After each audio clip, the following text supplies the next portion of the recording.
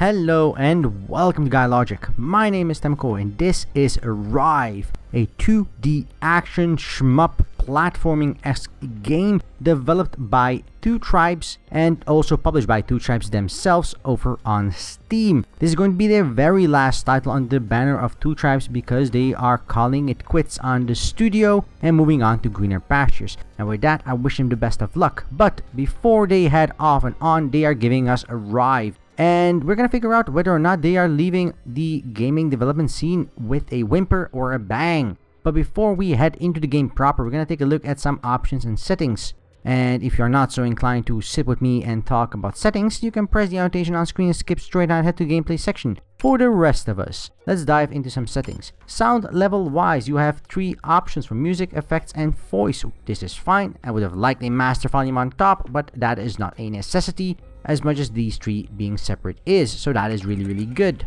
Video resolution is absolutely shitty. I'm not even sure what this is. It says 100%, turning it down to a lower percentage.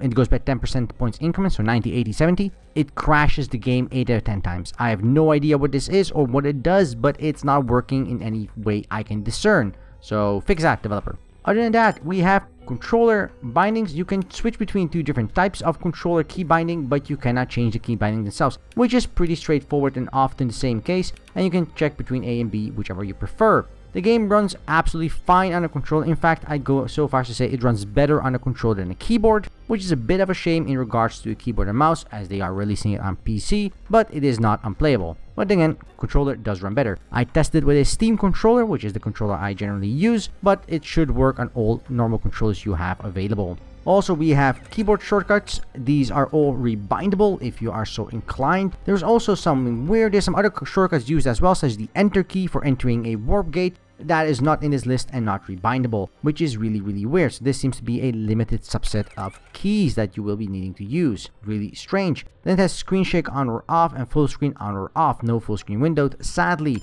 Also as languages, you can check between English, Dutch, Portuguese, which is the Brazilian version, German, French, Spanish, and Italian. And then you can reset all progress if you are so inclined. I've already done so once just to experience the game again, see if there anything changes, and it really doesn't. It's a very linear experience. Which brings us to the end of the options menu. There is 0 graphical options in any way, shape, or form, which is a bit of a shame. Again, it is a very stylized 2D game. It has a very unique art style that is very specific, so I understand them not having a lot of graphical options, but even simple things like resolution options or anti-aliasing, shadow quality, maybe even texture quality would have been nice to have, and those are not in, which is a damn shame. As always with these kind of games, I'd like to ask the developers to please remember things like colorblind mode, which is something that lots of people suffer from, and it's a very fairly easy adaptation to make to most color schemes in a game to adapt to at least one variant of that. So again, a bit of a shame, that's the thing. And again, not something I can criticize developers for because nobody really does that. But then again, I will keep touting it when people do.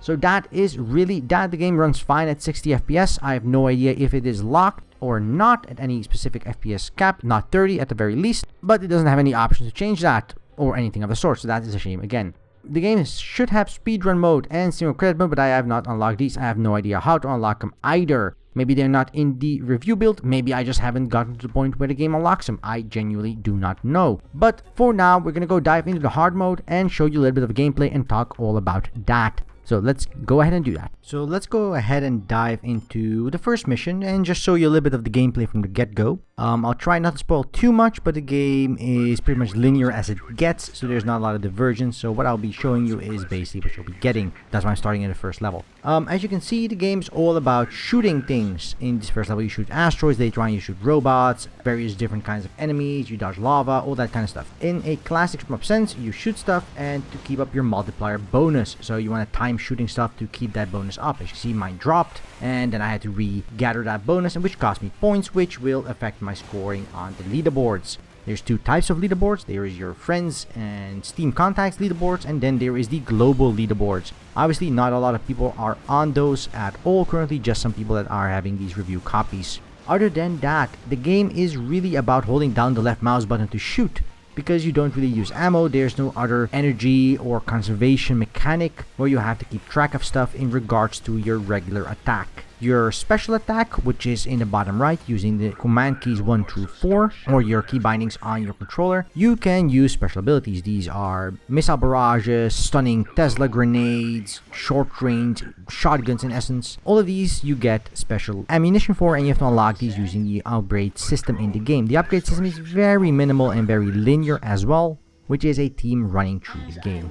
Now, from a difficulty standpoint and from a score attack standpoint, this game is actually pretty well put together. Each level is designed to allow flow. Every level has thought put into it, allowing maximum of what you can achieve and allowing you to practice levels time and time again to achieve that maximum. You can clearly choose between going for the maximum score as opposed to going for the maximum speed with various elements and enemies, not per se in the direct line of fire. But if you are optimizing your run, you may need to think about how to incorporate those various extra bonus points for killing those enemies, or light bulbs, or security cameras, or whatever, by going forward. Now, each mission is pretty contained, lasting only a few minutes if you do them properly, or lasting hours on end if you keep dying. The game does use a quick save system that saves every segment or so it's every 30 seconds or so, and that is pretty phenomenal. I can't imagine the amount of times I've died, and if that quick save system wasn't in, I would have probably given up on the game within an hour. But because of the quick save system, you don't lose a lot of progress, and the more difficult parts of the game, sort of various mechanical puzzles or the various obstacles you have to come across, do remain manageable even if you die a dozen times on one, because you don't have to repeat the other ones you did succeed in several times over. A really good design decision. Other than that, the game allows you to go from various points to points, and it uses a sort of hub system to transport you back and forth between the various levels. In the hub system, you can get upgrades, you can unlock new abilities, you can upgrade your armor, your magnetic range for picking up these bibs and bobs, and which is also your currency used to unlock upgrades. Now, other than that, the game is all about speedrunning and challenge runs, and I feel that this is a bit of a shame in regards to the title, because we already have so very many speedrunning titles. We already have so very many stylized, cool, aesthetic 2D action platformers. I feel that if the game wants to succeed in the PC sphere, in the indie sphere of doing this, it needs to either go above and beyond in providing for that speedrunner group of people, or it needs to branch out and provide more replay value and gameplay content for those who are not inclined in that fashion. And this boils down to, again, game length. If you know what you're doing, even as a first-time player, the game length of this game will last you between 3 and 4 hours. If you mess up a couple of times, or if you're trying to speedrun, you can have a ton of replay value with the game. As I said, it's all in the time trials and speedruns. But just finishing the game, finishing the sort of story mode, will last you a couple of hours, and that's that. The game doesn't really have a lot of replay value in that regard, and that is a damn shame. Now, outside of the limited range of the game, which accompanied with its lower price point may be of value to you, that's up to you, but gameplay mechanic wise, the game combines 3 types of mechanics. Firstly, it combines movement mechanics in gravity based areas, and then floating mechanics in sort of zero gravity areas. Both of these are really well incorporated, using their preferred method of hazards and mobs to hinder your progress forward. In the freeform floating areas, lots of objects that you can hit in the air and that will damage you are going to be available. You have to move carefully, but while still retaining that speed you need to sort of get a score. And when you have the gravity segments, different kinds of hazards appear, such as lava pits you have to jump over, or enemies that are going to be in your pathway. This is a very cool way of doing things. Instead of trying to force a free-floating mechanic using the in-game mechanics such as dodging lava, which would make them trivial or contrived, the game has decided to separate these 2 segments and provide each with their own set of gameplay mechanics, which is a very good decision. Outside of the shooting enemies part and getting the 4 special guns as upgrades, you also have this sort of hacking mechanic. Now, you unlock these hacks as you progress in the game. You first unlock a heal bot, then you unlock a floating turret that stays with you, and both of these have a duration they'll stay with you. The heal bot will only heal a certain amount of damage before leaving, the turret will only shoot a certain number of bullets before going away, and the other ones that are available will also do a variety of mechanics that will provide you some help during a certain segment. Now, you can optimize your runs to use these. For example, the heal bot is very useful if you want to dodge through various amounts of damage, because it will absorb in essence a bunch of your damage by healing you for that damage. And the gun turret is very useful if you like precisely shooting your guns and not going spray and pray like I normally do. Both of these have their own uses, and for example, using the healing turret, I can ignore certain enemies and still be healed. But on top of that, it's also not useful to have it hanging around all the time because, as you can see, it will die eventually. So that is a sort of balance you have to strike for yourself. Now, as for the actual shooting and running around gameplay, as I said, the two separations between gravity and non-gravity are pretty well done. One of the things they do quite a bit is introduce new types of hazards to the game, going from free floating rocks to stationary units to orbiting units to dodging blades, to dodging laser beams, and then dodging laser beams created by monsters, then dodging laser beams that are stationary or moving or diagonal. They sort of mix and match it up, but they don't take a very long time in doing so. They are not afraid of ramping up the difficulty or the complexity of that mechanic in the next few minutes, which is a very good thing, because otherwise the game would get really boring really fast, because half the fun in this game is the challenge of finishing a level and then finishing it on a better score, a better speed, a better run. And if they try doing anything like slowing down the level to sort of get you moving into it, then that would really defeat the purpose of a challenging game such as this, because the game is definitely challenging from a mechanical standpoint. The game will kill you, and again, because of the quick save system, it's not going to be a big issue. You don't have to repeat the entire level, but the game doesn't mind throwing in wave after wave of enemies at you with very few minimal health pickups if you're not being very careful. The special guns and abilities also only always have one shot before you have to pick up another crate with special ammo. This too is a very deliberate design choice that I do applaud from the developer. Otherwise, these various clusters of enemies would be very simple to kill for no particular reason if you could store up guns. All the hurdles where they come in minor waves, or hurdles where specific mobs that only come by one would be very trivial to reach through and finish off, which would defeat the purpose of a challenge of a game. But by minimizing the amount of ammo you get for your special abilities, it forces you to consider which ability to use and at which time. Again, this does boil into the speedrunning segment, where they want you to think ahead and plan your runs accordingly. Sadly, from a non-speedrunner or a non-score attack perspective, the game really does end up being lackluster in this department. Only having 4 special abilities with no type of upgrade or type of improving these abilities, and no very special fancy stuff like getting a bigger robot suit or getting to fight bigger types of mobs other than the couple that are introduced, is a damn shame and does boil it down to something very simple.